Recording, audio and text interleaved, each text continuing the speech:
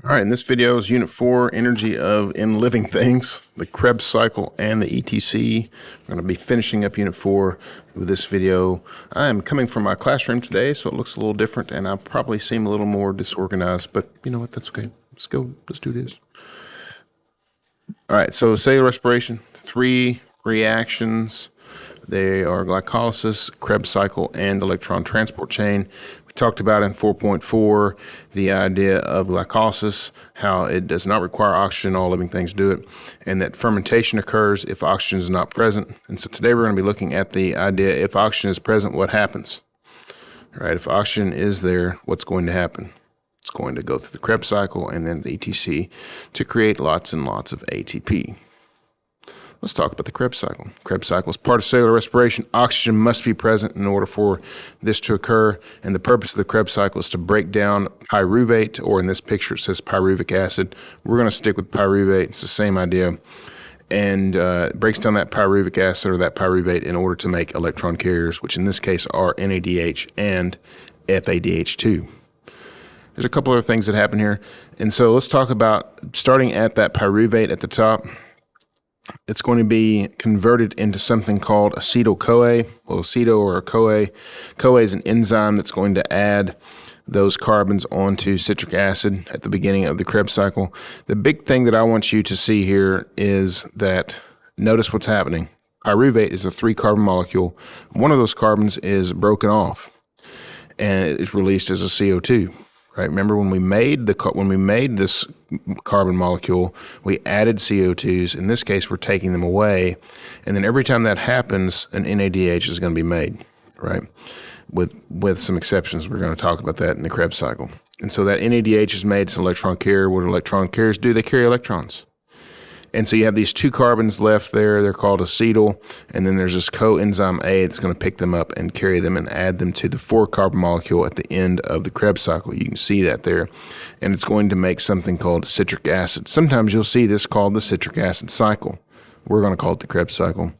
It's kind of the same thing.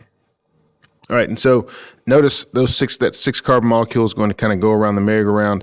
The 2 carbons that were added to it are going to be given off as CO2, and each time there's some NADH made, and there's going to be some more NADH made there at the end of the process, and even an FADH2, which is also an electron carrier. Down at the bottom, you'll see there's an ATP made. This is just a little bit of ATP. Now, one of the concepts that students often struggle with is the fact that this is one pyruvate molecule. How many pyruvate molecules are made when a glucose is broken down? It's 2. And so if we wanted to keep up with the totals of things that are made throughout this whole reaction for an entire glucose molecule, we would need to multiply the products of the Krebs cycle times 2 in order to understand that fully. And so if you wanted to look at it that way, all of those carbons are going to be given off as CO2. So for the 6 carbons that glucose had, they're going to have 6 CO2s, right? And if you start all the way at the top of pyruvate, how many NADHs are made? Well, 1, 2, 3, 4. But we're going to multiply that times 2 because, again, there's 2 pyruvates for every glucose. So that's 8 total NADH. And then 2 FADH2 and also 2 ATP. And so this is important because when we start talking about total numbers of ATP, these numbers are going to be important. And then you may be thinking, well, I thought you said we're making ATP in this process. Why haven't we made any yet? We've just made scant little, right? We made 2 net ATP in glycolysis. We've made 2 ATP here in the Krebs cycle. So we have 4, and we're supposed to have this ton of ATP. Well, we're going to go over that in the next phase. That is the electron transport chain. So this is the electron transport chain. The first question that students often ask is, I thought this was in photosynthesis. It is. There's one in there too. But photosynthesis takes place in the chloroplast. This is the mitochondria. So again, don't get them mixed up. Just because it has, trucks and cars both have wheels, it's okay that they both have the same thing. And so chloroplasts have an ETC, so do mitochondria. And it's pretty much the same thing that's happening, just a little bit of nuance here. Notice what's going on in the ETC. You have these things, and they don't have names here. We're not going to give them names. They have names. We don't care about their names. And you can see that NADH all the way over there on the left is coming in, dropping off its electrons. It's 2 electrons, by the way. Remember those 2 electrons. And each time it touches one of those globs, one of those proteins, it's pumping protons across the membrane.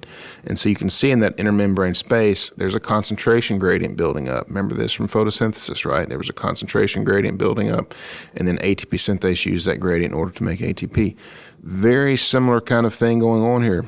And so NADH is going to drop off its electrons. Notice where NADH is coming from. It's coming from the matrix, the site of the Krebs cycle. And so it's going to drop off its electrons, and those electrons from NADH are going to power 1, 2, 3 proton pumps. They're going to turn each one's on, and what do proton pumps do? They pump protons. It requires energy, builds a gradient.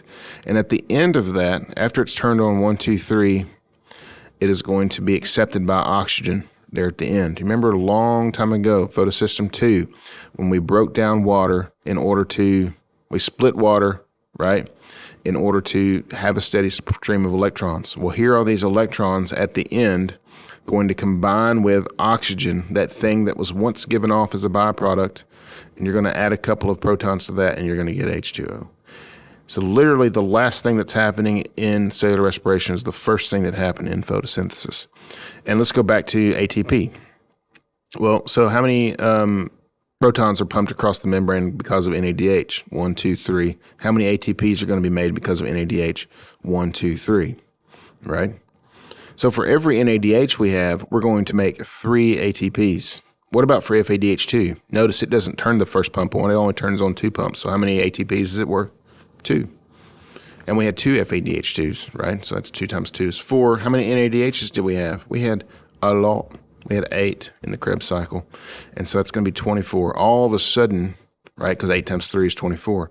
All of a sudden we have all these ATP, right? So we're going to look at some ATP totals. So at the very top we have glycolysis. There's 2 net ATP that are made in glycolysis, right? Because you had 4 that are made, 2 that are put in, so 2 net. There's 2 NADH that are made in glycolysis. Now notice the NADH here converts to 4, so 2 times 2 is 4 is what they're saying here. The reason is because it costs those NADH some ATP to get into the mitochondria. I'm not concerned that you know that. I'm going to get to the end and I'll explain. And then the 2 NADH that are made at the beginning of the Krebs cycle are converted to 6 ATP there.